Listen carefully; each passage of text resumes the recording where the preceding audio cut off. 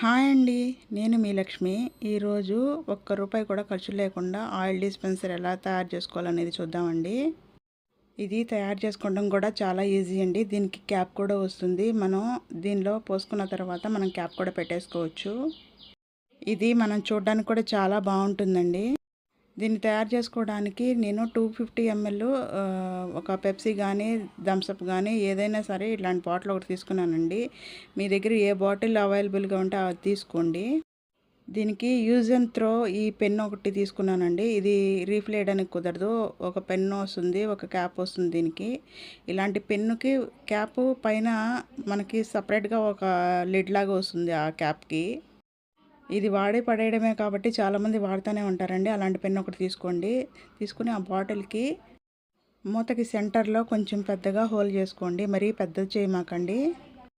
First కొంచెం చేసుకోండి. ఆ క్యాప్ అనేది దానిలో సెట్ అవుతుందో లేదో చూసుకోండి. ఒకవేళ సెట్ కాలేదు అని అనుకుంటే కనుక మళ్ళీ కొంచెం పెద్దది చూసుకొని చేసుకోండి. మరీ పెద్దదైపోతే కనుక ఆ మూత అనేది దిగిపోతుంది. రౌండ్గా ఉన్న స్క్రూడ్రైవర్ కానీ లేదంటే ఏదైనా రౌండ్గా ఉన్నది బారుగా ఉన్నది చూసుకుని ఆ హోల్ అనేది సెంటర్కి వచ్చేటట్టు చూసుకోండి. మళ్ళీ పక్కకు వచ్చేసిందంటే మనం పెట్టుకున్నా కూడా అది వంకర టింకరగా ఉంటుంది. మధ్యలో ఉండేటట్టు చూసి కొంచెం ఆ సైజుని బట్టి హోల్ చేసుకోండి. ఇలా దానిలో సరిపోయింది అని అనుకున్నప్పుడు నొక్కేస్తే వెళ్ళిపోతుందండి దానిలోకి. ఆ మూత అనేది కొంచెం మనం హోల్డ్ చేసుకున్న వెంటనే క్యాప్ అనేది కొంచెం మెత్తగా ఉంటుంది. ఆ మెత్తగా ఉన్నప్పుడే మనం ఆ మూతను కనుక లోపలికి పెట్టేసామంటే వెళ్ళిపోతుందండి.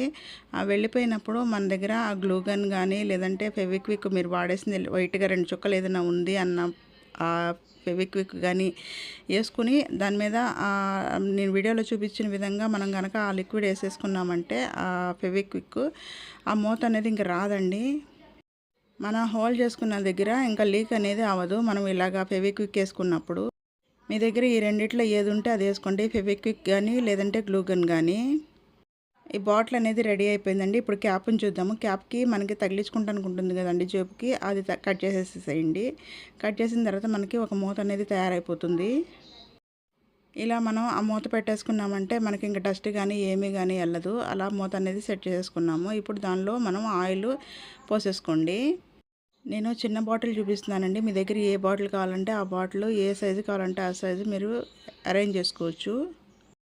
ఇప్పుడు చూసారు కదండి, మూత తీసుకోవచ్చు, పెట్టుకోవచ్చు. అది బాటిల్ నుంచి బయటికి కారకుండా, లీక్ అవ్వకుండా, మనకి చేతికి అంటుకోకుండా ఇప్పుడు నేను చూపిస్తున్నానండి. క్లాత్ క్యారీ బ్యాగ్ ఒకటి తీసుకోండి. దానికి ఎన్ని ఫోల్డ్ మీకు కుదిరితే అన్ని మడతలు వేసేసేయండి. వేసేసి చిన్న మధ్యలో సెంటర్లో ఒక కట్ ఇవ్వండి. అలా ఇచ్చారంటే దానికి మూతకు సరిపోను ఉండాలి. మరీ లూజ్గా పెట్టుకోమాకండి, పెద్ద హోల్ చేసుకోమాకండి. ఆ చిన్న హోలు కొంచెం దాన్ని గట్టిగా నొక్కామంటే దిగిపోతుందండి. ఆయిల్ జాగ్రత్త, లేదంటే ఆయిల్ బాటిల్ పడిపోతుంది.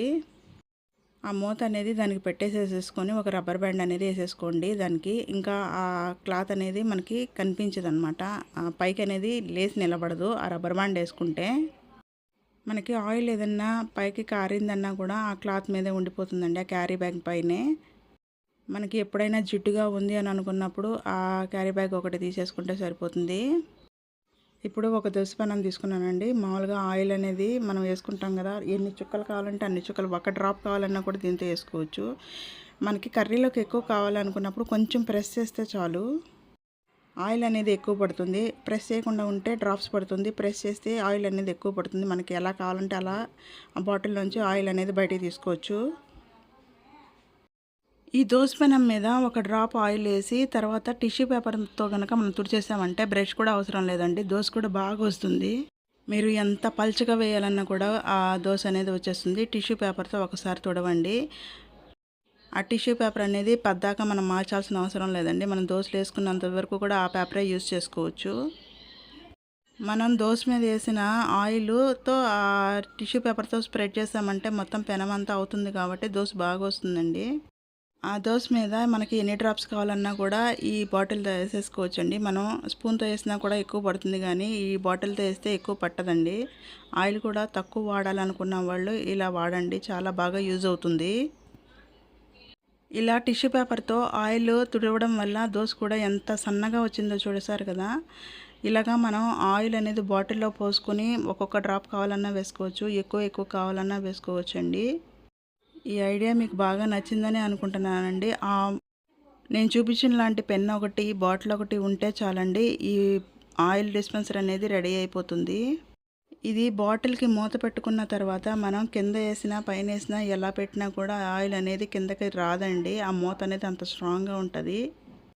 ఇంతేనండి మన వీడియో నచ్చితే లైక్ చేయండి, షేర్ చేయండి, తప్పకుండా సబ్స్క్రైబ్ చేసుకోండి.